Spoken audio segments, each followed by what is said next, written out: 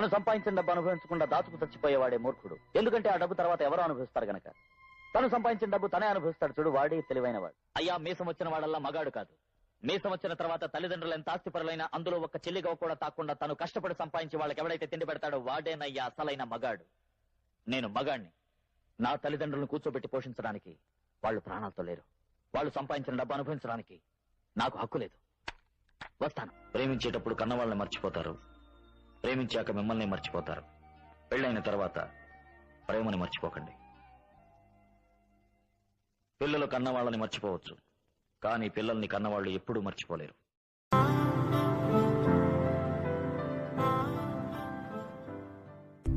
ఇది నా జీవితం, అందరిలాంటి జీవితం కాదు. ఎందుకంటే ఒక్కొక్కరిది ఒక్కొక్క జీవితం. ఎవరి జీవితం వారిది, ఎవరి గమ్యాలు వారిది. ప్రతి ఒక్కరి జీవితంలో ప్రేమ, స్నేహం, కుటుంబ బంధాలు అనేవి తప్పకుండా ఉంటాయి. అతి ముఖ్యంగా ఈ జనరేషన్లో బాగా కనిపించేది ప్రేమ. ఈ ప్రేమ కోసం చాలామంది కుటుంబాన్ని, స్నేహాన్ని దూరం చేసుకుంటున్నారు. నా దురదృష్టం కొద్దీ వాళ్ళల్లో నేను కూడా ఒకటిని. ఇప్పుడు కూడా చెప్తున్నాను, ఎదగాలంటే మారాలి, లొంగాలి, వంగాలి అంటే నేను నమ్మను. మన దగ్గర మ్యాటర్ ఉండాలి, ఎదుటోడికి మనోటి అవసరం ఉండాలి. That simple. 1-2 సంవత్సరాలు రిటైర్ అవుతున్నట్టున్నారు. అంటే పిల్లలకి, వాళ్ళ పిల్లలకి సరిపోయేంత సంపాదించుంటారు.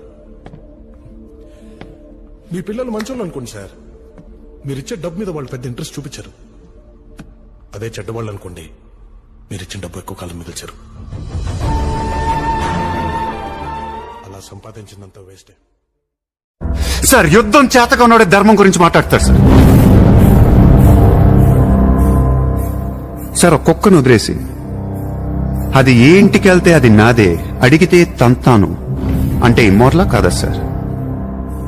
అదే ఒక గుర్రాన్ని వదిలి అది ఎంతవరకు వెళ్తే అంతా నాదే, ఆపితే నరికేస్తాను అనే కాన్సెప్ట్